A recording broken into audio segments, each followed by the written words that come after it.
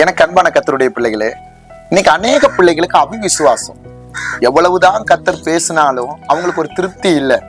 இன்னைக்கு அவிவிசுவாசத்தோட இது நடக்குமா நடக்காதான்னு சில அநேக எதிர்பார்ப்புகளோட இந்த வார்த்தைகளை பார்த்துட்டு இருக்கிறீங்களே, முதல்ல நீங்க நம்பி வந்த கர்த்தர் யாருன்னு முதல்ல புரிஞ்சுக்கொள்ளுங்க.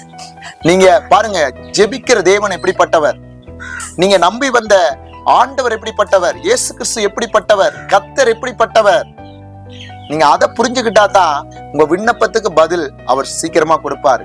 நீங்க அவருடைய குணாதிசயத்தையே நீங்க புரிஞ்சு கொள்ளல அப்படின்னா உங்களுக்குள்ள அவிவிசுவாசம் இருக்கும், கவலை இருக்கும், போராட்டம் இருக்கும், பாடு இருக்கும். ஏன்னா நாகூம் எழுதின தீர்க்கதரிசன புஸ்தகம் 1வது அதிகாரம் நீங்க நல்லா கவனிங்க, 7வது வசனத்தை படிங்கம்மா. கர்த்தர் நல்லவர், கர்த்தர் நல்லவர், இக்கட்டு நாளிலே பாருங்க, இக்கட்டு நாளிலே அரணான கோட்டை தம்மை நம்புகிறவர்களை அறிந்திருக்கிறார். நல்லா கவனிங்க, அவர் எப்பயாம் கர்த்தர் நல்லவர், இக்கட்டு நாளிலே அரணான கோட்டை. உங்களுக்கு எப்ப உபத்திரவம் வருது, பாடுகள் வருது, எப்பெல்லாம் நீங்க கண்ணீரின் பள்ளத்தாக்குல நடந்து செல்றீங்களோ அப்பதான் அவர் அரணான கோட்டை. அது மாத்திரமல்ல, அடுத்த சொல்றார் பாருங்க, தம்மை நம்புகிறவர்களை அவர் அறிந்திருக்கிறார். அப்படின்னா நீங்க உண்மையாய் அவரை பிடிச்சா நிச்சயமா அவருக்கு உங்களை தெரியும், அவர் மறந்து போக மாட்டாரு. அவர் இக்கட்டு நாள்ல அரணான கோட்டை. இன்னைக்கு நிறைய பேர் சொல்றது, என் கண்ணீரை பார்த்து கர்த்தர் எனக்கு பதில் கொடுக்கலையே, எவ்வளவு நாள் ஜெபிக்கிறேன் எனக்கு இந்த ஜெபத்திற்கு பதில் வரலையே. நீங்க உண்மையா ஜெபிக்கல, அதுதான் உண்மை. முழு இருதயத்தோட கர்த்தர்ட்ட திரும்பல, அதுதான் உண்மை. பாதிக்கால உலகத்துல பாதிக்கால ஆண்டவர்கிட்ட வந்தா கர்த்தர் அற்புதம் செய்ய மாட்டாருமா? செய்ய மாட்டார் தம்பி. நீங்க முழு இருதயத்தோட கர்த்தர்ட்ட வரணும். ஏன்னா நீங்க நினைக்கலாம், கர்த்தர் என்ன உணர்த்துவாரா, கர்த்தர் என் நினைவுகளை அறிவாரா, நான் யோசிக்கிறதா அவரால் புரிய முடியுமா? சங்கீதம் 139:1 சொல்லுது. அங்க அவர் எப்படி சொல்றார் பாருங்க, கர்த்தாவே கர்த்தாவே நீர் என்னை ஆராய்ந்து அறிந்திருக்கிறீர். நல்லா கவனிச்சு கொள்ளுங்க, நீர் என்னை ஆராய்ந்து அறிந்திருக்கிறீர். அடுத்த சொல்றாரு பாருங்க, என் உட்காருதலையும் என் எழுந்திருக்கிறதையும் நீர் அறிந்திருக்கிறீர், நினைவுகளை தூரத்திலிருந்து அறிகிறார். அப்படின்னா நீங்க எதெல்லாம் நினைக்கிறீங்களோ அதெல்லாம் கர்த்தருக்கு தெரியும். அவருடைய அனுமதி இல்லாம உங்க சிந்தைக்கு வர்றதே இல்லை. ஆனா நீங்க தேவனுக்கு பிரியம் இல்லாம போகும்போதுதான் பிசாசு உங்க சிந்தைகளை எடுத்து அவன் ஆளுகை செய்யறான். முதல்ல நீங்க நம்பி வந்த தேவன் யார், அதை புரிஞ்சு கொள்ளுங்க. எப்பேற்பட்ட சூழ்நிலையை மாற்ற என் கர்த்தர் வல்லமை உள்ளவர். எந்த மருத்துவமனையில படுத்திருந்தாலும் என் தேவனுடைய கரம் உங்களை கொண்டு பெரிய காரியத்தை செய்யும்னு நீங்க என்னைக்கு விசுவாசிக்கிறீங்களோ அன்னைக்குதான் கர்த்தர் உங்களை கொண்டு பெரிய காரியத்தை செய்ய வருவாரு. நம்ம அவிசுவாசத்தோட இருந்தா எப்படி கர்த்தர் செய்வாரு? ஏன்னா அவர் தம்மை நம்புகிறவர்களை அவர் அறிந்திருக்கிறாராம். நல்லா கவனிச்சு கொள்ளுங்க. அதான் அதே நாகும் 1வது அதிகாரத்துல அவர் சொல்றாரு பாருங்க, இப்போதும் நான் உன்மேல் இருக்கிற அவன் நுகத்தை முறித்து உன் கட்டுக்களை அரிப்பேன். இன்னைக்கு உன்னை சுத்தி இருக்கிற கட்டுக்கள் எல்லாம் கர்த்தர் அறுக்க ஒரு நொடி போதும். ஏன் தாமதிக்கிறாருன்னா அவளை நான் முழுமையா நம்பட்டும். யாரெல்லாம் இந்த வார்த்தையை பாக்குறீங்களோ சொல்லுங்க, நான் உங்க முழுமையா நம்புறேன், நான் ரிசீவ் பண்றேன். இந்த மே மாசம் நான் பாக்குறதுக்குள்ள எனக்கு ஒரு பெரிய அற்புதத்தை செய்யுங்க, என் கடன் பிரச்சனையை மாற்றுங்க. உங்களுக்கு எந்த தேவையா இருந்தாலும் முழுமையா நம்புங்க.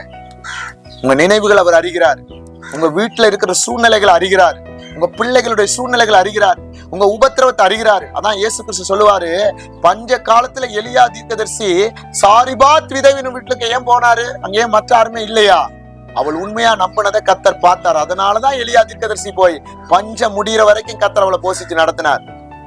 நம்முடைய தமிழ்நாட்டுல எவ்வளவு உபத்திரம் வரட்டும், பாடுகள் வரட்டும், போராட்டம் வரட்டும், அவமானம் வரட்டும், கொள்ளை நோய் வரட்டும், கேஸுக்கு தட்டுப்பாடு வரட்டும், கரண்ட் கூட இல்லாம போகட்டும், பசி பட்டினின்னு வந்தாலும் கர்த்தரை நம்புகிறவர்கள் அப்பத்துக்கு இறங்கி மத்தவங்கள்ட்ட கையில பிச்சை கேட்க கர்த்தர் விட மாட்டார். உன்னை இந்த வருஷத்துல கர்த்தர் திரும்பவும் தூக்கி நிறுத்துவாரு. கர்த்தரை நம்பு, வழியை சீர்படுத்துமா. உண்மையா கர்த்தரை பிடிச்சுக்கொள்ள. எந்த தேசத்துல இருந்தாலும் நீங்க கர்த்தருக்கு முன்னாடி உங்களை ஒப்பு கொடுக்கும் பொழுது கர்த்தர் பெரிய காரியத்தை செய்கிறவர். அதனால நீங்க நம்புற தேவன் யாருன்றதை முதல்ல புரிஞ்சு கொள்ளுங்க. ரூத்துக்கு தெரியும், அவள் மோவாப்பிய பெண் தான். ஆனா அவளுக்கு தெரியும், நான் நம்பி வர்ற கர்த்தர் எப்படி தெரியுமா, அவர் வல்லமை உள்ளவர். ஒருவேளை நான் போற இடம் வேணா எனக்கு கண்ணீரின் பள்ளத்தாக்கா இருக்கலாம், அந்த ஜனங்கள் என்னை ஏற்றுக்கொள்ளாம இருக்கலாம்.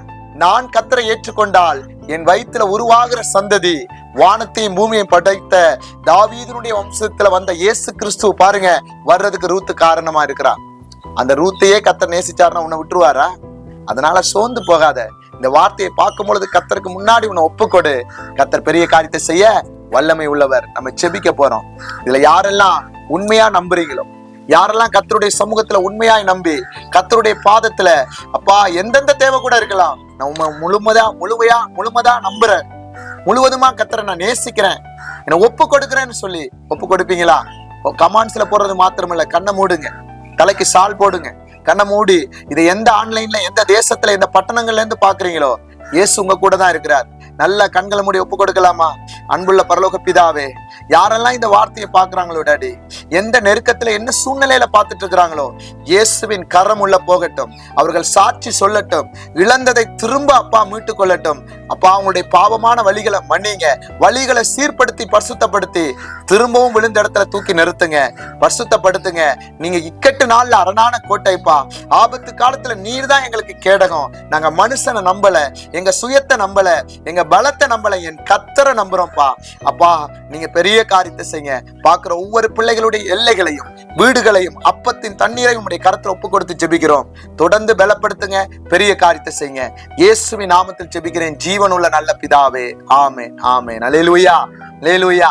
கர்த்தர் உங்களை ஆசீர்வதிப்பாராக. God bless you.